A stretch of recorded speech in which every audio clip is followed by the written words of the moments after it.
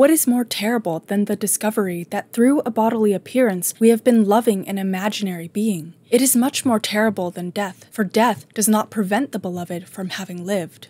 Who we love is commonly thought to reflect who we are and who we want to be. Love is a creative project that people take on through each other. And out of all the people in the world, I chose to love you because you have qualities, ambitions, and values that I like. If I am kind, I will also love someone who is kind. If I want to learn how to see beauty in seemingly ordinary moments, I may love someone who paints the shades of blue others forget about.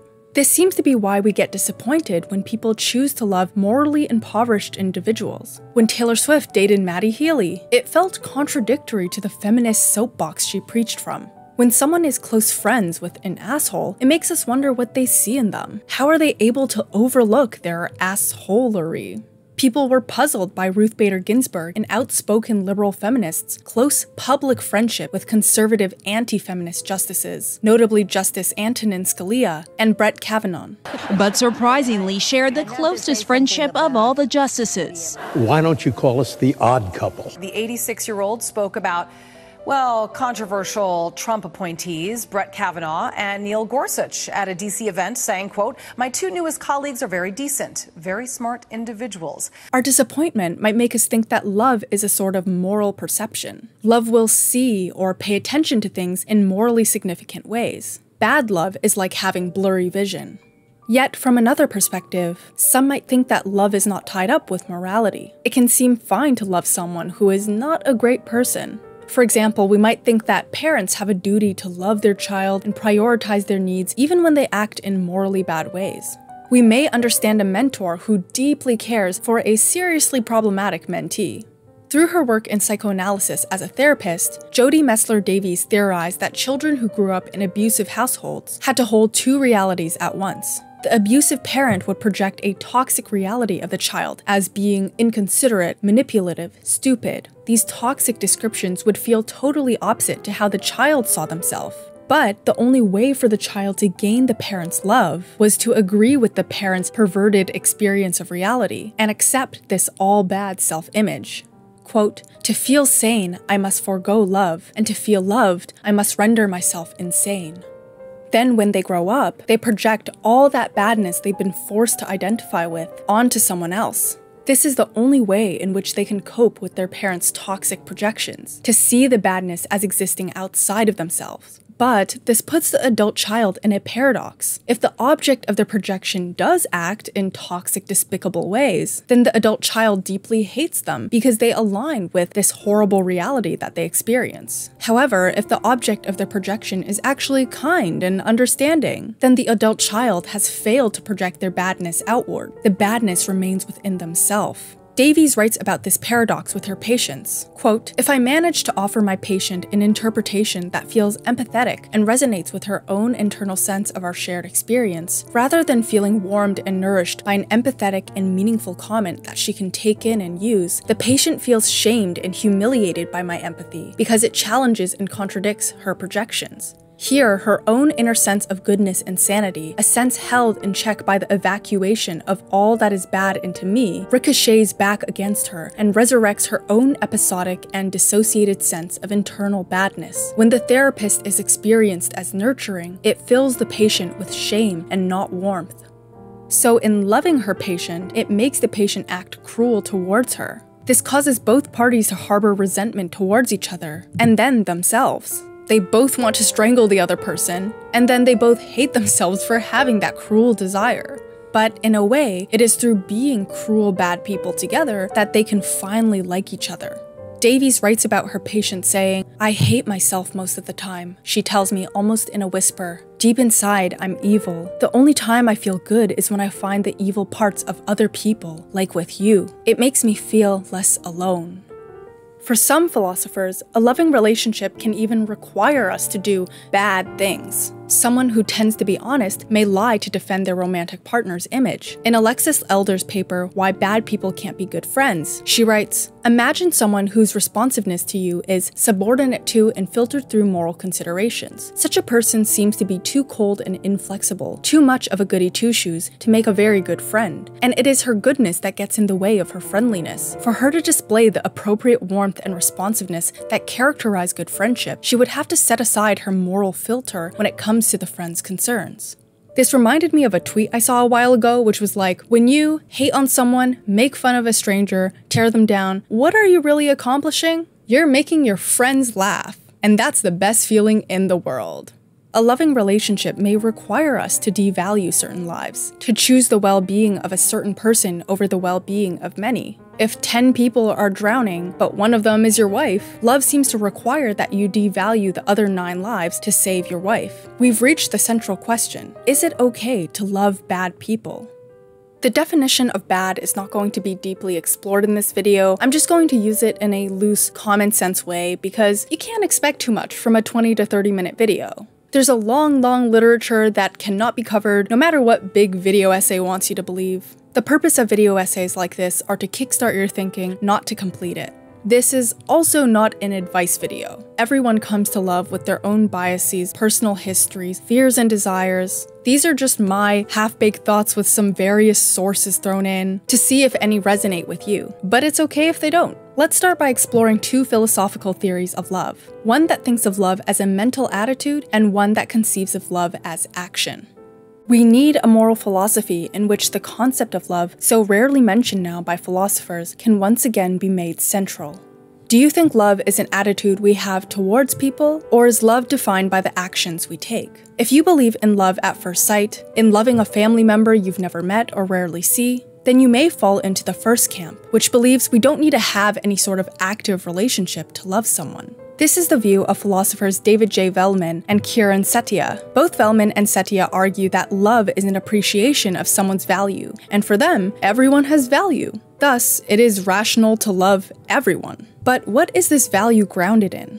For Velleman, he adopts Immanuel Kant's conception of value, which states that all persons have value in themselves simply by existing as rational, autonomous beings who can choose their own ends. Because of this, Kant thinks the appropriate way to respond to someone's value is to respect them. Respect fixates our attention on a person's autonomy and consequently arrests our self-interested motives to use them as a means to our ends. Hence, the behavior that follows an attitude of respect is one of self-restraint. We try to not get in their way. We respect somebody by letting them be. However, while self-restraint seems to be the right response to strangers we respect, we often appreciate the value of people we love by actively getting involved in their lives. We finance their hobbies, we help them quit smoking, we stop them from re-entering unhealthy relationships.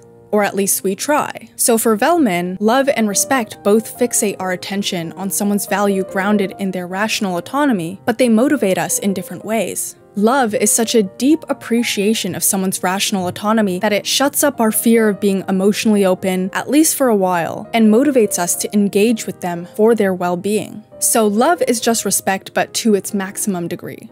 By contrast, Kieran Setia thinks that people have value simply in being human. To love someone is to appreciate someone's humanity.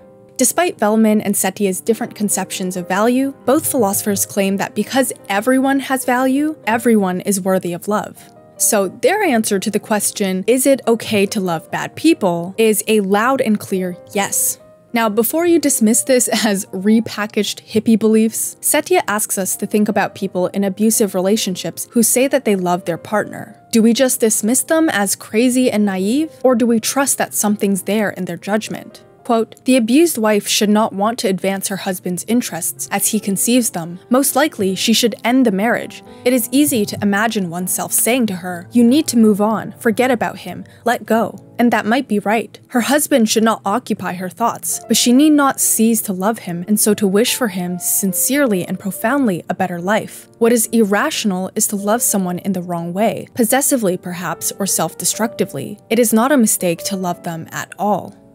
I think you often hear a similar sentiment in solidarity-focused spaces like abolitionism, black feminism, and indigenous talking circles. We want to recognize that serious harm has been done and that perpetrators of harm should be held accountable. but also hope that those perpetrators become better people and live better lives. Quote, to take a more fantastic case, suppose that I discovered that we came into existence an hour ago and that our memories are false. We have no past relationship. Is love then irrational? I think the answer is still no. If you were to learn that your shared past is an illusion, would you stop loving the people you took to be your friends and family? For Cydney and Velman, there is a clear distinction between our love and our actions. You can love someone and plan to never see them again. You can love someone and want them out of your life. When you read the testimony of parents of murderers, several of them say that they still love their child. The father of Peter Sutcliffe, better known as the Yorkshire Ripper, once said, "He deserved to be hanged. I love that lad. I don't love him for what he's done. I love him for being who he is." When Jeffrey Dahmer was murdered, his parents were devastated and grieved heavily. Cydney would say this love for their murderous child is totally rational, but that doesn't mean they should defend their child or invite them on the next family vacation. They should act in ways that hold their child accountable and bring justice to their victims. Just recently, Robert E. Crimo III, who is accused of murdering 7 people and injuring dozens more in the Highland Park parade shooting of 2022, rejected a deal to plead guilty. In the front row of the trial was Robert's father, who had sponsored his state gun license, knowing he was at risk of killing others. His father pled guilty to his charges and served some jail time, but he did so out of love for his murderous son. He wanted to stop potential key evidence about his son's case being disclosed to the public. He wanted to ensure that his son still got a fair right to trial. There has been tons of news coverage on this story, which is why I want to thank the sponsor of today's video, Ground News, for helping me read through it. I'm going to share this wonderful link with y'all at the end, but Ground News is an app and website that gathers related articles from more than 50,000 sources across the world and political spectrum in one place, so you can compare how different outlets cover the same story. Every story comes with context on the source's political bias, credibility, and ownership, so readers can critically think about how these factors influence their reporting. For example, when I'm looking at the story about Robert rejecting the plea, I can look at the key points made by 60 news sources across the political spectrum, as well as a bias comparison. Of course, as a prompter of critical thinking, you don't just have to accept these summaries, you can easily input your own opinions. When I have all these sources here, I like to compare their headlines. For example, when I look at this New York Post article, the headline makes a point to say that Robert was in a wheelchair. No other article I saw mentioned that detail. This reminds us that the news is written by human beings with intentions. It's not just some objective thing that floats onto your phone. So this makes me ask, what is the New York Post trying to imply by associating wheelchair with this murderer, and even making this detail headline-worthy? Something smells ableist. One of my favorite features of Ground News, though, continues to be their blind spot feed, which shows you stories that are over or underreported by the left and right. I find this helps people think critically about why certain issues get more attention from one side of the political spectrum than others. I had posted these stories on Instagram once about the alarming lack of media literacy online, and I really think Ground News is a great way to combat that. You can head to ground.news/oliSUNvia or scan my QR code to subscribe today. You can sign up now to get 40% off the same Vantage plan I use, or try it out for less than $1 a month. That's cheap even in this economy, and especially for the media literacy skills you'll be training. Now, where were we? Yes, loving murderers. Perhaps this calls for a distinction between equal relationships and unequal ones. Friends and romantic partners are supposed to take each other as equals, whereas other relationships don't necessarily have this quality. For example, parents can love their children without thinking that their desire to play Riz tag at bedtime should be taken seriously. Mentors can love their mentee but value their own opinions much more. However, part of being friends or romantic lovers means taking each other's lifestyles and values seriously. You're more willing to try new music that your romantic partner recommends versus a stranger, even if you don't typically enjoy that genre. You may scowl at pro-life protesters on the street, but take time to discuss political disagreements with a good friend. As such, friends and romantic lovers have a greater potential to influence us, and we might worry about that influence being bad. So my son recently discovered 4chan. How do we save him? Yo, babe, have you heard of this site called 4chan? Evan told me it's pretty sick. So maybe it's bad to date someone who's deeply misogynistic, but we can't blame Andrew Tate's mom for still loving him. Now you might wonder, if everyone has value that we can appreciate, why do we only love a small number of people? Velman and Setia say this is because while the grounds for love are universal, our attitudes of love are partial because we only successfully perceive the value of a select few number of people. We are limited, imperfect beings. Love moves us to let down our emotional defenses, but that makes us vulnerable. Yuck. I don't want to do that for most people. Drawing from Iris Murdoch, she writes, "Love is the extremely difficult realization that something other than oneself is real." Ian? Well, how about a date? Well, really? No thanks, Woody.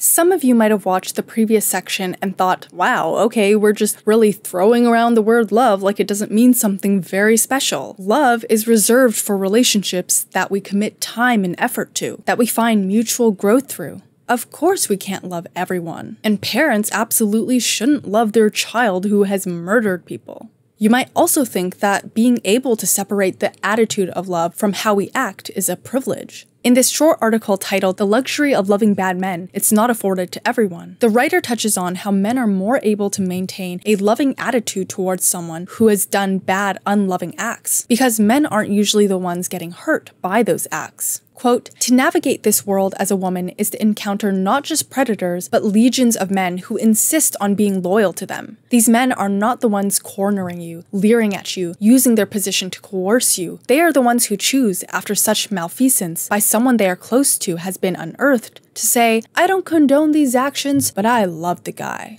If what I've said in this section has resonated more so far, then you might be inclined to think of love as an action. Bell Hooks is known to be a big proponent of this love is as love does view. Quote, "We learn about love in childhood. Love was always and only about good feeling. In early adolescence, when we were whipped and told that these punishments were for our own good, or I'm doing this because I love you, my siblings and I were confused. Why was harsh punishment a gesture of love? As children do, we pretended to accept this grown-up logic, but we knew in our hearts it was not right. Although lots of children are raised in homes where they are given some degree of care, love may not be sustained or even present." Here, Bell Hooks raises love to a higher standard. Love is different than care, different than good feelings. You do not actually love someone if you do not act in the right ways. So to the question, is it okay to love bad people? The answer is either no, because if they act immorally, then love, which involves relational acts, cannot work even if you're a good person. Or sure, you can love a bad person, but just remember that they don't love you back. The motto, "Love is as love does," is nice to believe in, and it definitely holds some truth. There's a reason why Bell Hooks' All About Love is men's favorite, "oh no, I dropped my feminist literature book." And I think Bell Hooks presents a nice ideal of love to strive for. But in our current non-ideal world, love happens in the context of structural inequalities, and a lot of the time, it's hard to act in ways that does this love justice. Some of the feminists in the 70s and 80s, like Andrea Dworkin, Audre Lorde, and Catherine McKinnon, were highlighting how intertwined domination was with sex. 4B is a feminist movement in South Korea right now, where women are refusing to date, marry, sleep with, or have children with men because patriarchy be working overtime. Structural inequalities have just caused many people to be victims of intergenerational trauma. And anyone with trauma knows how difficult it can be to feel in control of your own body or mind. Thinking back to psychoanalysis, past mistreatment will impact your actions on an unconscious level. Spoiler alert right now before you go any further, I've been watching the show Baby Reindeer, and I felt an immense amount of sadness for Donnie, the main character. If you've watched the show, I think you know which episode I'm talking about. Before I knew about Donnie's traumatic past though, I thought, what a dickhead. He can't report his stalker to the police because he secretly likes the attention. He's a transphobic coward who lied about his entire identity to his trans partner, Terry. He refuses to show affection to her in public, and he failed to stand up for her when she experienced a racist transphobic attack from his own stalker. But then we get his backstory. Donnie already starts off as a lonely, insecure, financially struggling Sigma. Or is it beta? I always get Sigma and beta confused. To make things exponentially worse, he gets routinely groomed, drugged, and raped, and then stalked. It's just traumatic events piling on top of one another. It makes him scared of intimacy. His inability to be present and connect ends his former relationship and, of course, plummets his self-esteem. He harbors so much shame and anger about what happened that makes him unable to explain the stalking situation to the police. The whole time I watched this episode, I was thinking, yes, this is exactly why action-oriented theories of morality are flawed. Philosophers and common folk alike usually think that we have these pure, rational wills that can make choices completely untethered from any influence. We can calculate what the right course of action is free from any bias. In reality, though, our will, if you want to believe in one, is constantly being shaped by things that happen to us and things that we perceive in the external world. When we're faced with a moment of choice, most of the choosing is already determined by how our attention has shaped our will.